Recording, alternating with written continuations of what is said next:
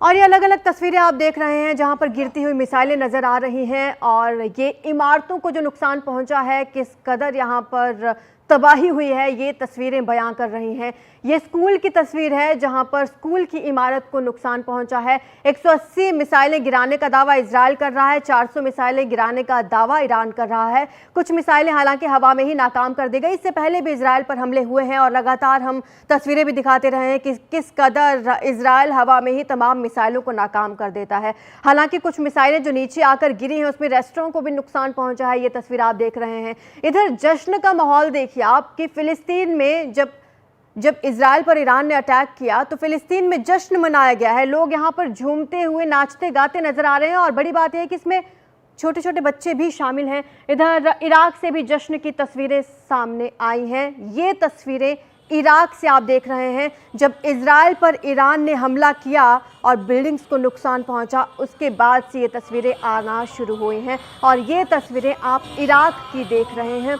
Iraq और Iran दोनों ही देशों से ऐसी तस्वीरें सामने आई हैं जहां पर इजराइल पर हमले के बाद जश्न मनाया गया, जिसमें तमाम वर्गों के लोग मौजूद रहे, छोटे छोटे बच्चे भी यहाँ पर मौजूद रहे। अब ये युद्ध किस दिशा में जाएगा ये देखने वाली बात होगी। हालांकि अमेरिका साफ तौर पर पहले से ही इजराइल का समर्थन में है और अब बैठक भी वहाँ पर की गई है कि इजराइल को किसी तरीके का कोई नुकसान ना पहुँचे, ये बात तय की जाए।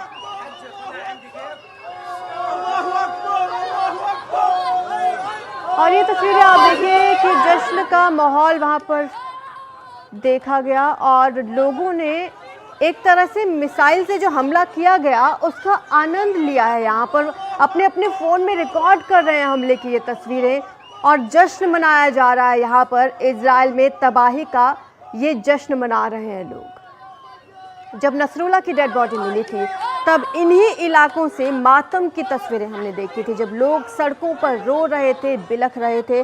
और अब जब इजराइल पर हमला किया गया ईरान की तरफ से, जिसे जवाबी कार्रवाई बताया गया है, जिसे नसरुल्लाह की मौत का बदला बताया गया है, उस पर ये लोग जश्न मना रहे हैं। और किस कदर ये जश्न मनाया गया है, नाच गाकर, ये इन तस्वीरों में बयां हो रहा है। ये इराक से और ईरान से तस्वीरें सामने आई हैं। तमाम लोग रात को सड़कों पर उतरे हैं, भीड़ इकट्ठा हुई है, कुछ के हाथ में काले झंडे आपको नज़र आ जाएंगे और यहाँ पर लोग नाच रहे हैं, गा रहे हैं, जश्न मना रहे हैं।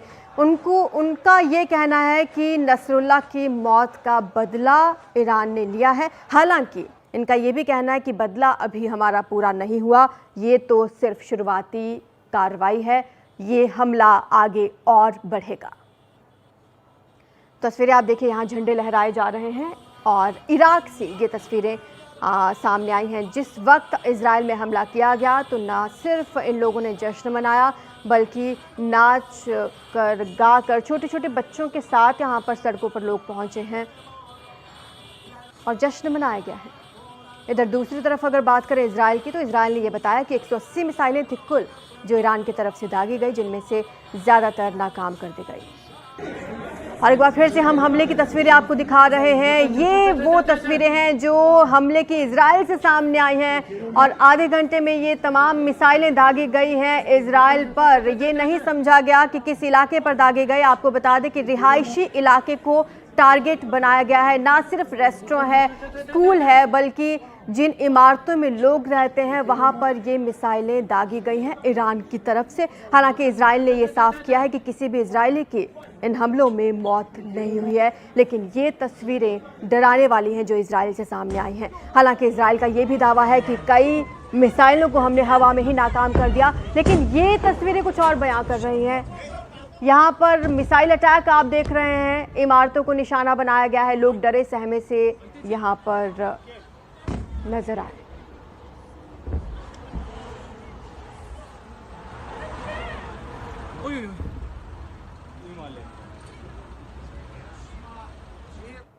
तो ईरान के हमले के बाद अब इजराइल 5 फ्रंट से युद्ध में घिर चुका है। लेबनान से ज़मीनी युद्ध जारी है, हमास से युद्ध चल रहा है, सीरिया, यमन पर भी इजराइल हमले कर रहा है। अब आगे क्या होगा ये देखने वाली बात है।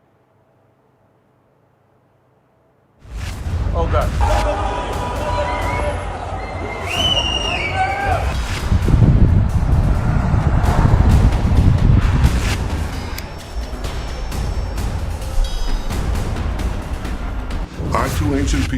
वक्त इजराइल के प्रधानमंत्री बेंजामिन नेतन्याहू ये बता रहे थे कि ईरान से तो पुराना भाईचारा है, उसी वक्त ईरान इजराइल के ऊपर मिसाइलों की हमले को अंजाम दे रहा था।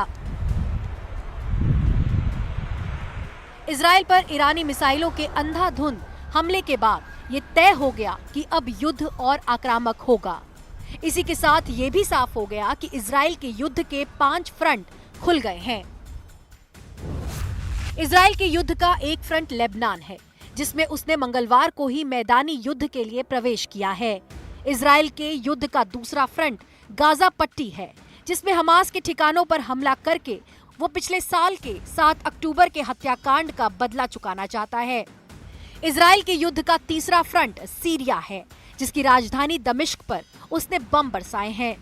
इजराइल के युद्ध का चौथा फ्रंट हूती आतंकवादी है, जिनके ठिकानों पर इजराइल ने ताबड़तोड़ हमले किए। और इजराइल के युद्ध का 5वां फ्रंट अब ईरान के साथ खुलने जा रहा है, जिसने मंगलवार की शाम होते होते इजराइल की धरती पर मिसाइल दागने शुरू कर दिए। एक रिपोर्ट के मुताबिक दावा किया जा रहा है कि इजराइल पर ईरान की तरफ से 400 मिसाइलें दागी गई,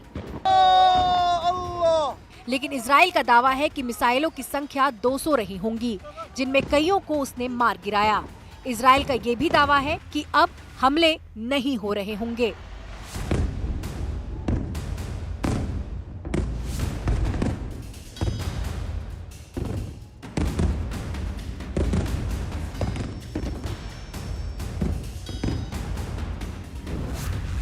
जिस वक्त फिलिस्तीन तक ये खबर पहुंची कि इजराइल पर ईरान ने मिसाइल हमला बोल दिया है, उस वक्त फिलिस्तीन के लोगों में खुशी की लहर दौड़ गई।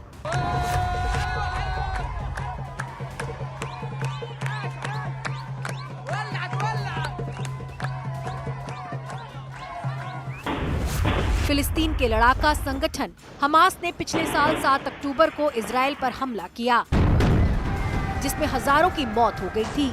इसके बाद इजराइल ने हमास के खिलाफ युद्ध छेड़ दिया था। 7 अक्टूबर को इजराइल पर हमास का हमला हुआ था, तो 8 अक्टूबर को लेबनान के हिजबुल्लाह ने इजराइल पर हमला बोल दिया था। इससे इजराइल तिलमिला उठा। बदले की वो आग 1 साल बाद तक ठंडी नहीं हुई, इसलिए 27 सितंबर को इजराइल के बैरूत में मिसाइल दागकर हिजबुल्लाह के सुप्रीम कमांडर नसरअल्लाह को मार गिराया। नसरअल्लाह का काम तमाम होने के बाद ये कयास बढ़ गए थे कि इजराइल इसे अपना बदला पूरा मानकर शायद युद्ध से पीछा छुड़ाए, लेकिन यहाँ तो मामला उल्टा हो गया। इजराइल लगातार हिजबुल्लाह के ठिकानों पर हमला बोल रहा है। पहले आसमानी हमले होते रहे, अब मैदानी हमले शुरू हो गए हैं। इजरायली सेना ने दक्षिणी लेबनान में हिजबुल्लाह के ठिकानों पर सटीक खुफिया जानकारी के आधार पर टारगेटेड जमीनी हमले शुरू कर दिए हैं।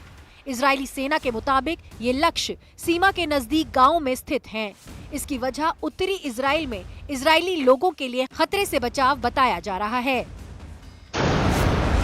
साफ है कि इजराइल अब की बार लेबनान का भूगोल बदलने की कोशिश कर रहा है।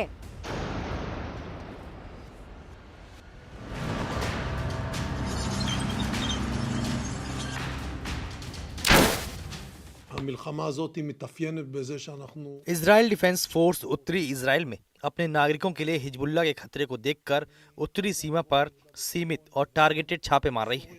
ये स्थानीय जमीनी छापे हिजबुल्लाह के गढ़ों को निशाना बनाएंगे, जो हमारी सीमा के साथ इजरायली कस्बों, किबुत्स और समुदायों को धमकी देते हैं। हिजबुल्लाह ने इजरायली गाँव के सामने वाले लेबनानी गाँव को सैन्य ठिकानों में बदल दिया है। हिजबुल्लाह ने उन गाँवों को इजरायली घरों में 7 अक्टूबर की शैली में आक्रमण के लिए मंच के रूप में उपयोग करने की तैयारी की थी। इजरायली समुदायों पर हमला करने और निर्दोष पुरुषों, महिलाओं, बच्चों आदि का नरसंहार करने की योजना बनाई थी। दशकों से संयुक्त राष्ट्र सुरक्षा परिषद के प्रस्तावों ने लेबनान से यह सुनिश्चित करने का आह्वान किया है कि उसका क्षेत्र 2006 से गैर सरकारी सशस्त्र समूहों से मुक्त हो, जिस पर इजराइल और लेबनान सहमत हैं। अब आवश्यक है कि दक्षिणी लेबनान में लेबनान सरकार और UNIFIL के अलावा कोई भी हथियार न हो। भले ही कुछ समय पहले तक अमेरिका युद्ध विराम की दुहाई दे रहा था, लेकिन लेबनान के खिलाफ इजराइल की इस मैदानी जंग में अमेरिका भी खुल्लम खुल्ला समर्थन दे रहा है।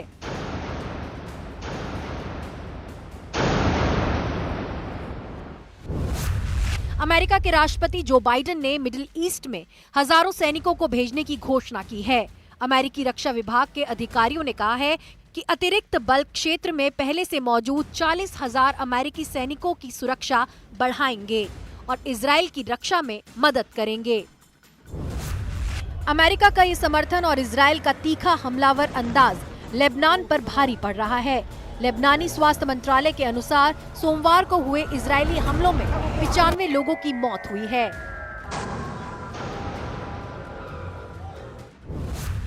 और अभी आलम यह है कि लेबनान में जमीनी हमलों के साथ ही इजराइल के हवाई हमले भी जारी हैं। सोमवार को इजराइल ने लेबनान की राजधानी बेरूत के इंटरनेशनल एयरपोर्ट से करीब 1.5 किलोमीटर दूर स्थित जमीन से हवा में मार करने वाली मिसाइल लॉन्चर फैसिलिटी को तबाह कर दिया। इजरायली सेना ने शनिवार को हुए हमले में हिजबुल्लाह के मीडियम रेंज रॉकेट यूनिट के कमांडर ईद हसन नशर के मारे जाने का भी दावा किया है। साथ ही हिजबुल्लाह के प्रिसीजन मिसाइल यूनिट के कमांडर, डिप्टी कमांडर और दूसरे आतंकियों के मारे जाने का भी दावा किया है। इसके अलावा इजरायली हमले में PFLP आतंकवादी संगठन की लेबनान शाखा के प्रमुख आतंकवादी निदाल अब्देल आल और लेबनान में PFLP के सैन्य कार्यालय के प्रमुख आतंकवादी इमाद ओदेह को एक संयुक्त IDF और ISA खुफिया आधारित हमले में मार गिराया है।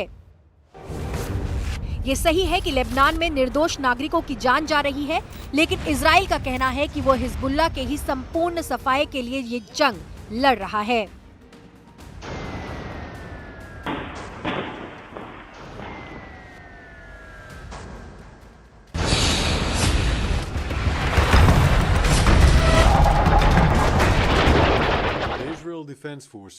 हम अपने टास्क को नहीं भूलते, यहाँ तक कि क्षेत्र में भौतिक परिवर्तन से संबंधित हो तो भी नहीं भूलते। लेकिन सबसे ऊपर बंधकों को घर वापस लाना हमारी प्राथमिकता है। यह प्रथम श्रेणी का एक नैतिक मूल्य आधारित यहूदियों का राष्ट्रीय मिशन है और निश्चित रूप से उत्तर में अपने घरों में निवासियों की वापसी का लक्ष्य है। Hezbollah turned Lebanese villages next to Israeli villages. एक तरफ हमास से इजराइल का युद्ध है, दूसरी तरफ हिजबुल्लाह से है, तो तीसरी तरफ यमन के हूतियों से भी है। यमन में हूती के ठिकानों पर इजराइल ने हमला किया, जिसमें पावर स्टेशन और पोर्ट को निशाना बनाया गया।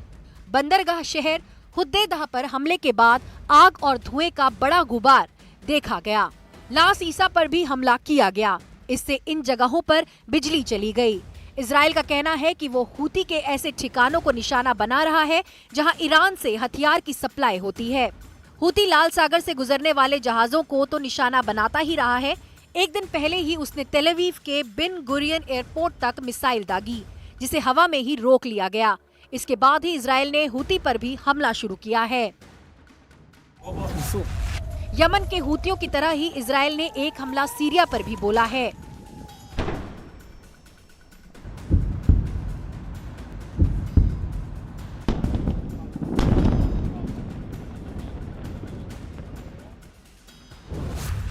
रिपोर्ट्स ये भी आ रही हैं कि सीरिया के राष्ट्रपति बशर अल असद के भाई माहिर के दमिश्क के ठिकाने पर भी हमला किया गया है, जिसके बाद से माहिर के साथ कोई संपर्क नहीं है। माहिर सीरियाई सेना के 4th डिवीजन का कमांडर है। लेकिन इन तमाम युद्धों के बीच ये लग रहा था कि इजराइल ईरान के साथ बेहतर संबंध चाहता है। खासकर इजरायली प्रधानमंत्री बेंजामिन नेतन्याहू के बयान से ऐसा लग रहा था। Our two ancient peoples, the Jewish people and the Persian people, will finally be at peace. Our two countries, Israel and Iran, will be at peace. When that day comes, the terror network that the regime built in 5 continents will be bankrupt, dismantled. Iran will thrive as never before. Global investment, massive tourism, brilliant technological innovation based on the tremendous talents that exist inside Iran. Doesn't that sound better than endless poverty, repression and war? लेकिन ईरानी हमले के बाद Israel ने तय कर लिया है कि वो ईरान को भी करारा जवाब देगा। अमेरिका ने भी ईरान की मिसाइलों को मार गिराने की बात करके ये तय कर दिया है कि अब वो मिडिल ईस्ट में धधके युद्ध में इजराइल के साथ खुलकर खड़ा रहेगा। Bureau report, NDTV India.